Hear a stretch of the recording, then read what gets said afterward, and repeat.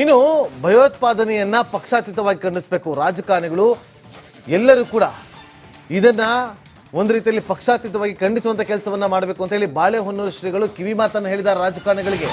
ದೆಹಲಿಯಲ್ಲಿ ನಡೆದಂತಹ ಬಾಂಬ್ ಬ್ಲಾಸ್ಟ್ಗೆ ಶ್ರೀಗಳು ಖಂಡಿಸಿದ್ದಾರೆ. ಎಲ್ಲರೂ ಕೂಡ ಇಂತಹ ಕೃತ್ಯಗಳನ್ನ ಖಂಡಿಸಬೇಕು. ರಿಪಬ್ಲಿಕ್ ಕನ್ನಡಕ್ಕೆ ಬಾಳೆಹೊನ್ನೂರಿನ ಶ್ರೀಗಳು ಕೊಟ್ಟಿರುವಂತಹ ಹೇಳಿಕೆ ಇದು.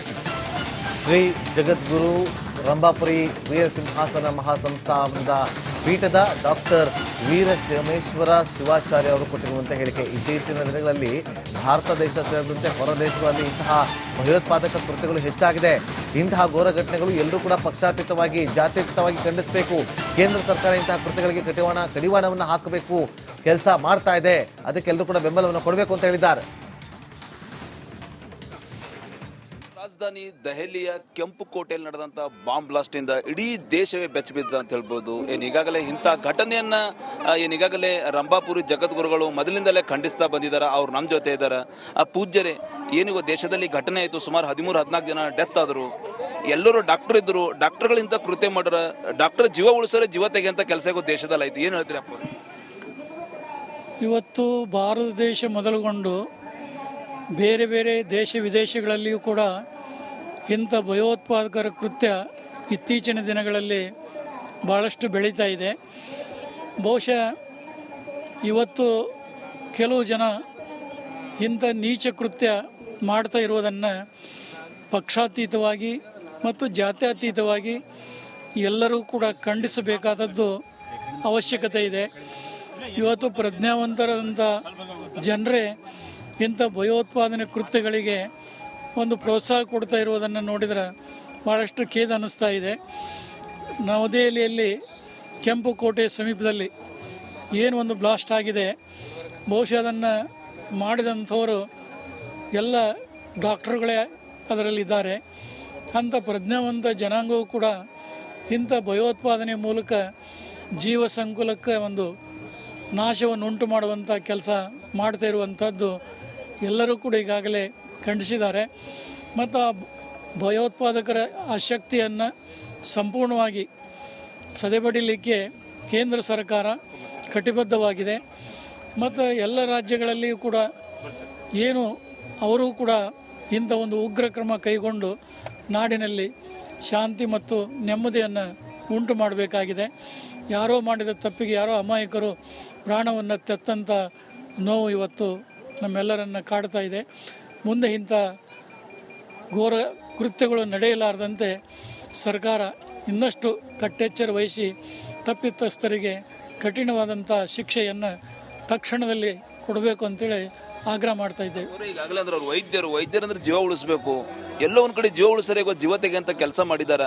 ಸರ್ಕಾರ ಈಗಾಗಲೇ ANI ಸಾಕಷ್ಟೊಂದು ರಾಷ್ಟ್ರೀಯ ಭದ್ರತಾ ತನಿಖಾ ಸಂಸ್ಥೆಗಳು ತನಿಖೆ ಕೂಡ ಮಾಡ್ತೇವೆ. ತಾವು ಈ ಘಟನೆನ ಯಾವ ರೀತಿ ಒಂದು ಖಂಡನೆ ಮಾಡ್ತೀರಿ ಮತ್ತು ದೇಶದ ಜನರು ಈ ರೀತಿ ಎಚ್ಚರಾಗಿರಬೇಕು, ಅಲರ್ಟ್ ಆಗಿರಬೇಕು ಅಂತ ಏನೊಂದು ಸಂದೇಶ ಕೊಡ್ತೀರಪ್ಪ ದೇಶದ ಜನ? ಅಲ್ಲ, ಈ ನಾಡಿನ ಜನತೆಗಿಂತ ವಿಧ್ವಂಸಕ ಕೃತ್ಯಗಳು ನಡೆದಾಗ ನಾವು ಎಲ್ಲೆಲ್ಲಿ ಪ್ರಚಾರಕ್ಕೆ ಧರ್ಮ ಪ್ರಚಾರಕ್ಕೆ ಹೋಗ್ತೇವೆ ಅಲ್ಲೆಲ್ಲ ಜನರಿಗೆ ಒಂದು ಸೌಹಾರ್ದದ ವಾತಾವರಣ ನಿರ್ಮಾಣ ಮಾಡಲಿಕ್ಕೆ ಏನು ಒಂದು ತಾತ್ವಿಕ ತಳಹದಿ ಮೇಲೆ ಏನು ಬೋಧನೆಯನ್ನು ಮಾಡಬೇಕು ಅದನ್ನು ಮಾಡ್ತಾ ಇದ್ದೀವಿ. ಮತ್ತು ಇಂಥ ಭಯಾನಕ ಕೃತ್ಯಗಳನ್ನು ಭಯೋತ್ಪಾದನೆಯನ್ನು ಯಾವತ್ತೂ ಕೂಡ ಧರ್ಮಪೀಠಗಳು ಅದನ್ನು ಖಂಡಿಸಿ ಯೋಗ್ಯ ಮತ್ತು ಕಠಿಣವಾದಂಥ ಶಿಕ್ಷೆಗೆ ನಾವು ಕೂಡ ಆಗ್ರಹ ಮಾಡ್ತೀವಿ. ಆ ಪಾಪಿಗಳಿಗೆ ಕಠಿಣ ಶಿಕ್ಷೆ ಕೊಟ್ಟೇ ಕೊಡ್ತಾರೆಂಬುದು ಸಂದೇಶ ವಿಚಾರ ರಂಭಾಪುರಿ ಜಗದ್ಗುರು ಹೇಳ್ತಾ ಇದ್ದಾರೆ ಅಂತ ಹೇಳ್ಬೋದು. ಕ್ಯಾಮ್ರಾ ಪರ್ಸನ್ ಭರತ್ ಜೊತೆ ನಾನು ಮಲ್ಲಿಕಾರ್ಜುನ ಮರ್ಕಲ, ರಿಪಬ್ಲಿಕ್ ಕನ್ನಡ, ಬೀದರ್. ಇನ್ನು ಡಾಕ್ಟರ್ ಆದಿಲ್ ಮದುವೆಯಲ್ಲಿ ಯಾರೆಲ್ಲ ಭಾಗಿಯಾಗಿದ್ರೋ ಅವರೆಲ್ಲರಿಗೂ ಕೂಡ ಈಗ ಸಂಕಷ್ಟ ಶುರುವಾಗಿದೆ. ಅಕ್ಟೋಬರ್ 4ನೇ ತಾರೀಕಿನಂದು ಕಾಶ್ಮೀರದಲ್ಲಿ ಮದುವೆ ಆಗಿತ್ತು. ಯಾರ್ದು? ಡಾಕ್ಟರ್ ಆದಿಲ್. ಆ ಮದುವೆಗೆ ಯಾರೆಲ್ಲ ಭಾಗಿಯಾಗಿದ್ರೋ ಎಲ್ಲರನ್ನೂ ಕೂಡ ಈಗ ಕರೆಸಿ ವಿಚಾರಣೆಗಳು ಪಡಿಸ್ತಾರೆ. ಯಾರೆಲ್ಲ ಭಾಗಿಯಾಗಿದ್ರು ಅವರೆಲ್ಲರನ್ನೂ ಕೂಡ ಪೊಲೀಸರು ಬನ್ನಿ ವಿಚಾರಣೆಗೆ ಅಂತೇಳಿ ಕರೀತಾ ಇದ್ದಾರೆ.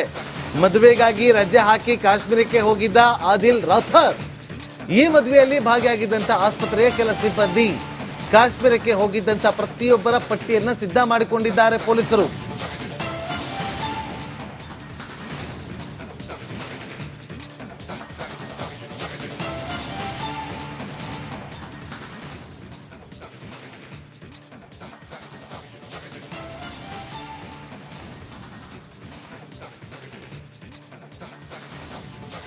ನೋಡಿ, ಬಂಧಿತ ಟೆರರ್ ಡಾಕ್ಟರ್ಗಳ ಇಷ್ಟನ್ನು ನೋಡ್ತಾ ಇದ್ದೀರಿ. ಈ ಆದಿಲ್ ರಾಥರ್ ಈತನ ಲಾಕರ್ನಲ್ಲಿ AK-47 ಅನ್ನು ಇಟ್ಕೊಂಡಿದ್ದ, ಅದನ್ನ ಸೀಸ್ ಮಾಡಿದ್ದಾರೆ. ಈತ ಉಗ್ರವಾದವನ್ನ ಬೆಂಬಲಿಸಿ ಭಾಷಣವನ್ನ ಮಾಡ್ತಾ ಇದ್ದ, ಪ್ರಚಾರವನ್ನ ಮಾಡ್ತಾ ಇದ್ದ.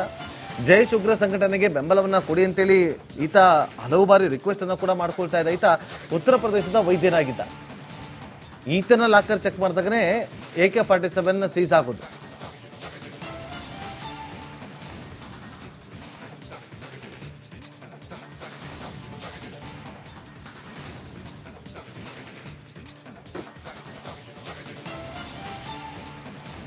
ತನಿಖಾ ಸಂಸ್ಥೆಗಳು ತನಿಖೆ ಕೂಡ ಮಾಡ್ತೇವೆ. ತಾವು ಈ ಘಟನೆಯನ್ನು ಯಾವ ರೀತಿ ಒಂದು ಖಂಡನೆ ಮಾಡ್ತೀರಿ ಮತ್ತು ದೇಶದ ಜನರು ಈ ರೀತಿ ಎಚ್ಚರಾಗಿರಬೇಕು, ಅಲರ್ಟ್ ಆಗಿರಬೇಕು ಅಂತ ಏನೊಂದು ಸಂದೇಶ ಕೊಡ್ತೀರಪ್ಪ ದೇಶದ ಜನರಿಗೆ? ಅಲ್ಲ, ಈ ನಾಡಿನ ಜನತೆಗೆ ಇಂಥ ವಿಧ್ವಂಸಕ ಕೃತ್ಯಗಳು ನಡೆದಾಗ ನಾವು ಎಲ್ಲೆಲ್ಲಿ ಧರ್ಮ ಪ್ರಚಾರಕ್ಕೆ ಹೋಗ್ತೇವೆ ಅಲ್ಲೆಲ್ಲ ಜನರಿಗೆ ಒಂದು ಸೌಹಾರ್ದತೆ ವಾತಾವರಣ ನಿರ್ಮಾಣ ಮಾಡಲಿಕ್ಕೆ ಏನು ಒಂದು ತಾತ್ವಿಕ ತಳಹದಿಯ ಮೇಲೆ ಏನು ಬೋಧನೆಯನ್ನು ಮಾಡಬೇಕು ಅದನ್ನು ಮಾಡ್ತಾ ಇದ್ದೀವಿ.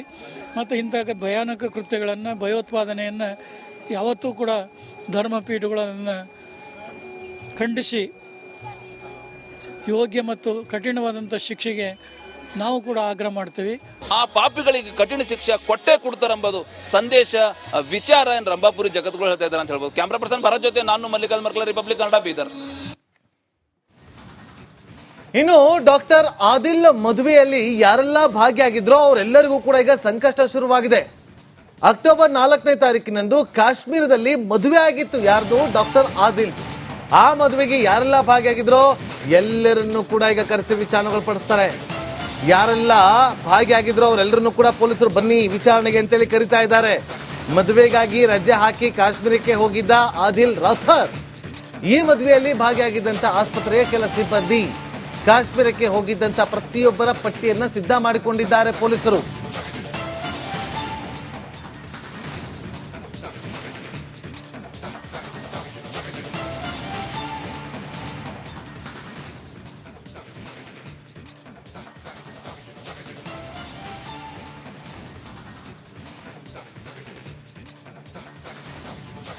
ನೋಡಿ, ಬಂಧಿತ ಟೆರರ್ ಡಾಕ್ಟರ್ಗಳ ಇಷ್ಟನ್ನು ನೋಡ್ತಾ ಇದ್ದೀರಿ. ಈ ಆದಿಲ್ ರಾಥರ್ ಈತನ ಲಾಕರ್ನಲ್ಲಿ AK-47 ಅನ್ನು ಇಟ್ಕೊಂಡಿದ್ದ, ಅದನ್ನ ಸೀಸ್ ಮಾಡಿದ್ದಾರೆ. ಈತ ಉಗ್ರವಾದವನ್ನ ಬೆಂಬಲಿಸಿ ಭಾಷಣವನ್ನ ಮಾಡ್ತಾ ಇದ್ದ, ಪ್ರಚಾರವನ್ನ ಮಾಡ್ತಾ ಇದ್ದ. ಜೈಷ್ ಉಗ್ರ ಸಂಘಟನೆಗೆ ಬೆಂಬಲವನ್ನ ಕೊಡಿ ಅಂತೇಳಿ ಈತ ಹಲವು ಬಾರಿ ರಿಕ್ವೆಸ್ಟ್ ಅನ್ನು ಕೂಡ ಮಾಡ್ಕೊಳ್ತಾ ಇದ್ದ. ಈತ ಉತ್ತರ ಪ್ರದೇಶದ ವೈದ್ಯನಾಗಿದ್ದ. ಈತನ ಲಾಕರ್ ಚೆಕ್ ಮಾಡಿದಾಗನೇ AK-47 ಸೀಸ್ ಆಗೋದು.